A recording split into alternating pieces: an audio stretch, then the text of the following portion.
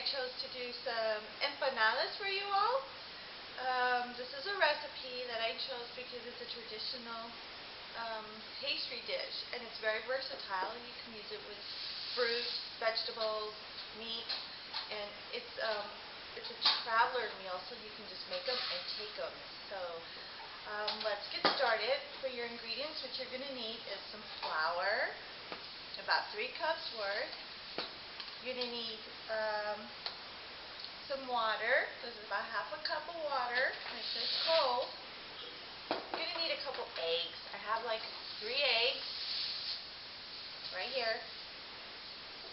You're going to need some vinegar, a little bit of shortening. Right here I have Crisco shortening. You're going to need about a 1/4 cup of this. And what we're going to do is mix it all up. So what I did was I already put my 3 cups of flour into the bowl. And then what I'm going to do is add my shortening.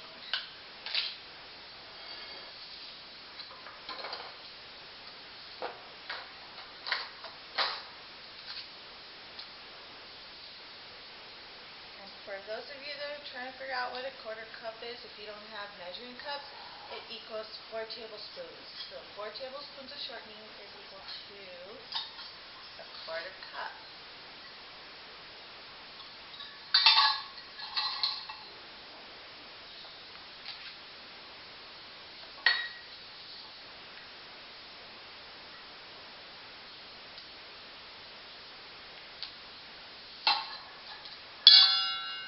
So here I go. Have my 1/4 cup. I'm just going to dump that into my bowl of flour.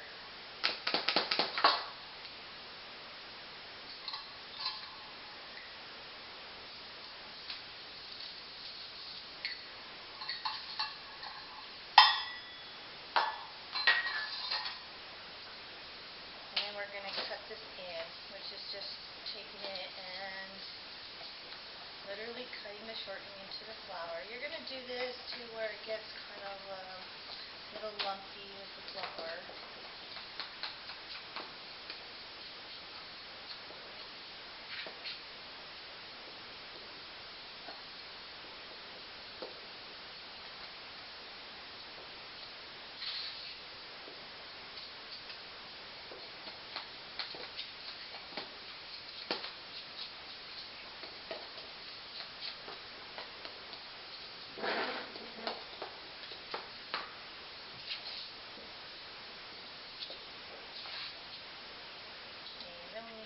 Most of your flour and your shortening all mixed in and cut together, a little bit lumpy there. You can set that aside. Louder.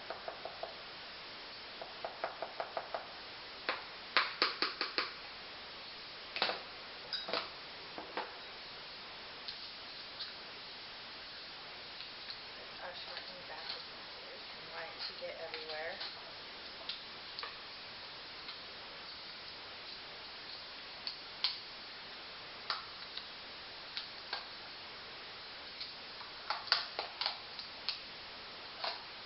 We're going to mix in another bowl. We're going to mix our liquids, which is the half a cup cold water,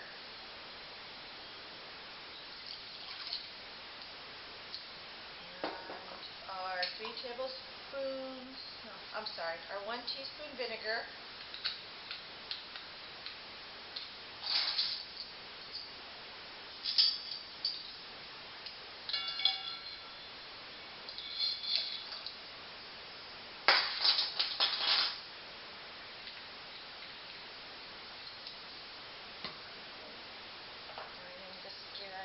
quick little stir.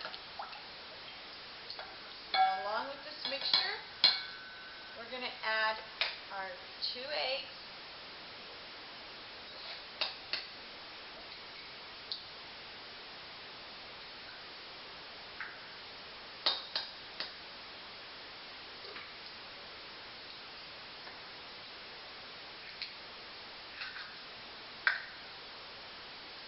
And plus our 1 egg white.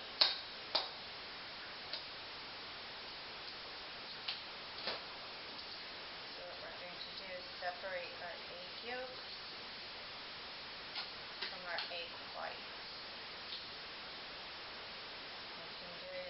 method that I'm doing it, or you can get yourself this little neat dandy tool. It's called an egg separator, which probably does the same, you can do the same job doing it the old-fashioned ways you could with that egg separator. And we'll just set that aside.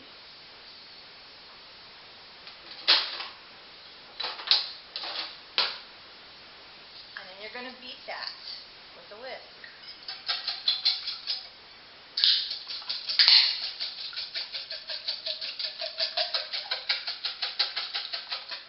And you want to beat this until it's kind of nice and frothy.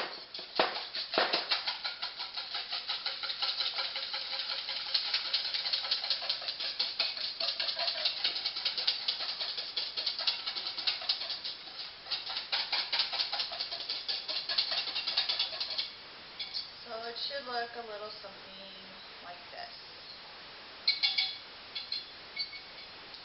Now what you're going to do, we're going to go ahead and set this aside a little bit. We're going to come back to our flour.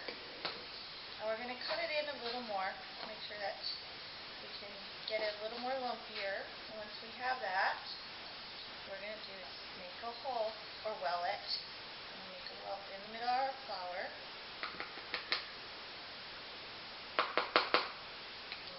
Come back to our mixture, and we're going to pour it in here. We're going to pour it right in the center of this well.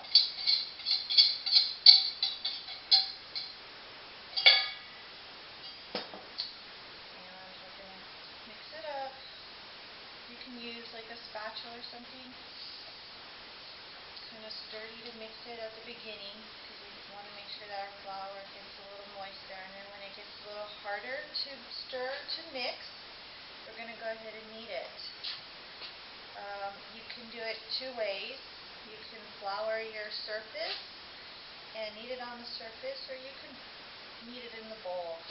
I prefer to do it kneading in the bowl because it's a little cleaner, less messier, and keep everything together. So now that I have my dough here, just a little bit hard, where I can't use my spatula anymore to mix it. So now I'm going to put my spatula aside and knead it in the bowl. And this is how you just knead in the bowl.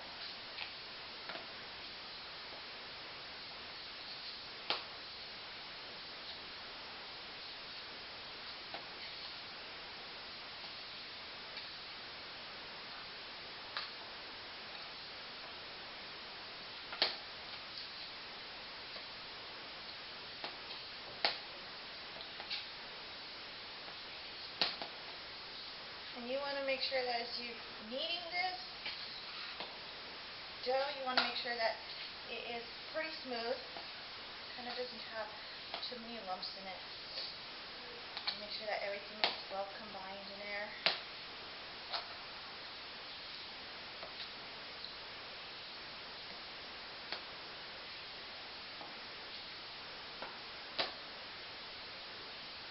So once you get this all combined and nicely mixed, what you're going to do is wrap it in plastic wrap and put it in the refrigerator for about 1 hour. If you let this sit for more than 24 hours in your refrigerator, it'll be so much harder for you to roll out. It won't be as pliable as it is if you leave it in for 1 hour. While your dough's in the refrigerator, sitting for an hour, you're going to have to get together a rolling pin, dusted with flour, a couple things. You can use this, or maybe one of these. You're going to need one of these to cut as like a cookie cutter kind of template. You're going to need some extra flour for flouring your surface, a basting brush, and a little cup of water.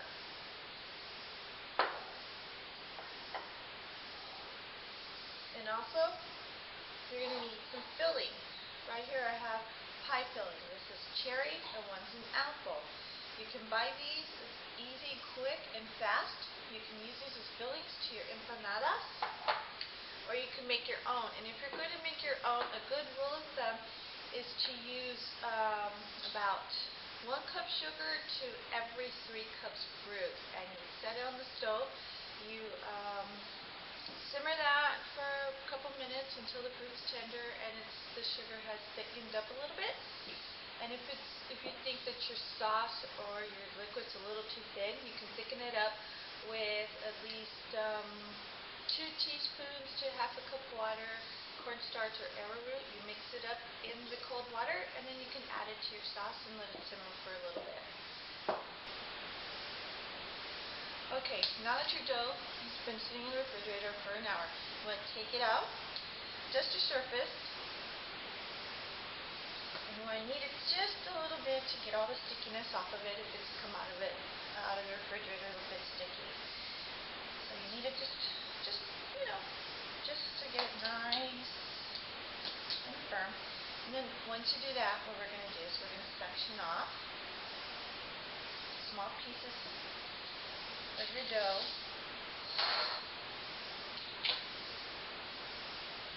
And we're going to turn them out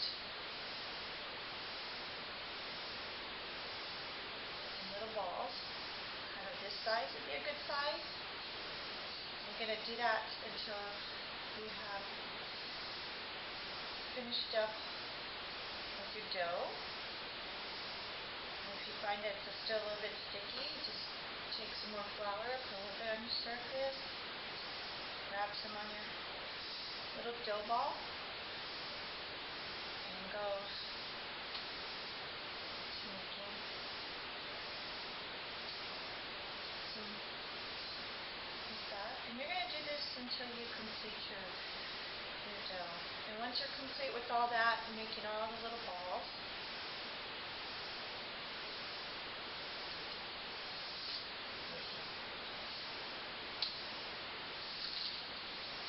you're going to, again, dust your surface with flour. Take your little ball, put it on the surface, kind of give it a few taps. And you're going to take a rolling pin.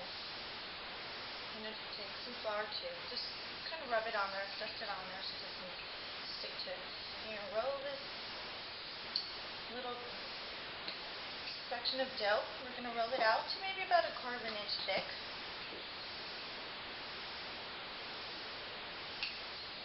It doesn't have to be perfect, it just has to be wide enough to fit your circle template on there.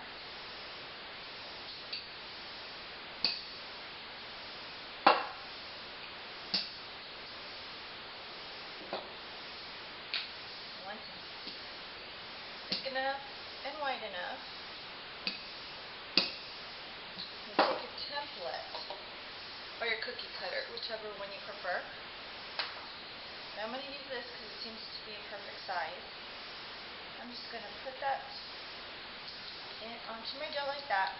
Get a really thin edge or a knife would work good too. And just trace along that edge. And you can fill this off your surface.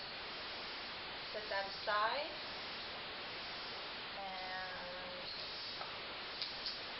Keep going until you have all your circles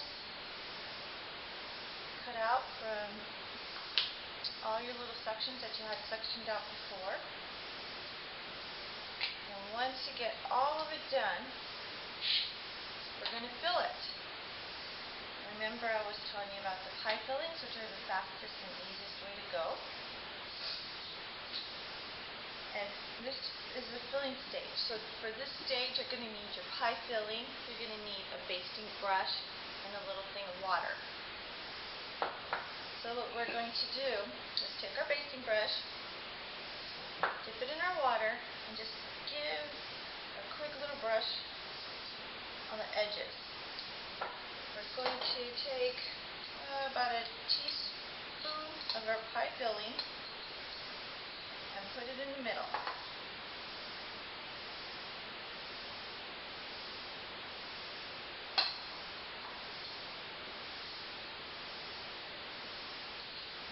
So we're going to fold it over, and we're going to pinch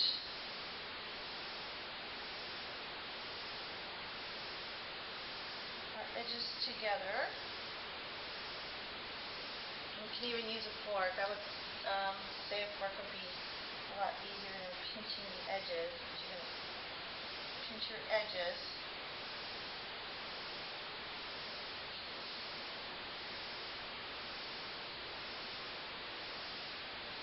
And I'm going to take a toothpick and poke 2 holes in there. Once you do that to all of them, we're going to set it aside and we're going to cook these in a deep fryer for about 350 degrees for maybe 5 minutes. And so I'm going to put this, I'm going to set aside right now. And I'm going to take another circle and I'll show you the fork method, which is a lot easier than pinching.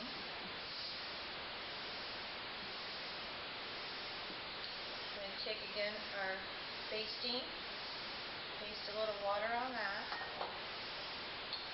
Take our filling, and we're going to stick it in the middle.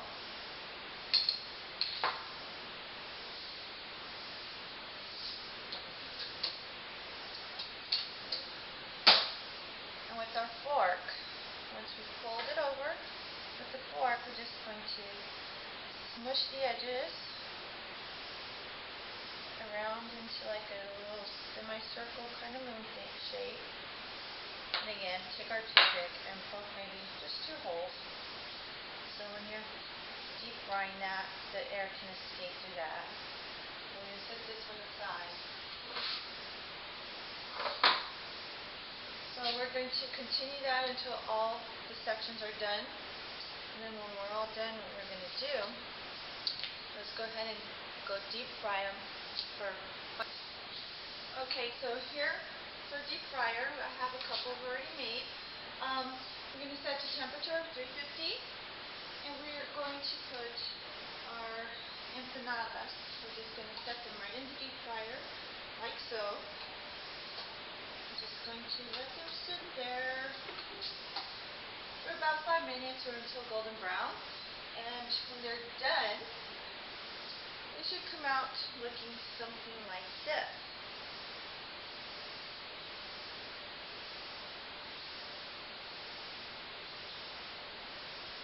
And they're very tasty. So when you're done with all your empanadas, you can serve these with a sprinkle of sugar. If you want to put some sugar on them, you just brush them again with the water and sprinkle some sugar on them and let it dry. You can put some caramel over them. That's a good way to eat them. Or you can warm them up again and eat them with strawberry or with vanilla ice cream or strawberry ice cream, whichever ice cream you like, and you can have like a empanada a la mode. Well, thank you for coming along and enjoying some empanadas with me.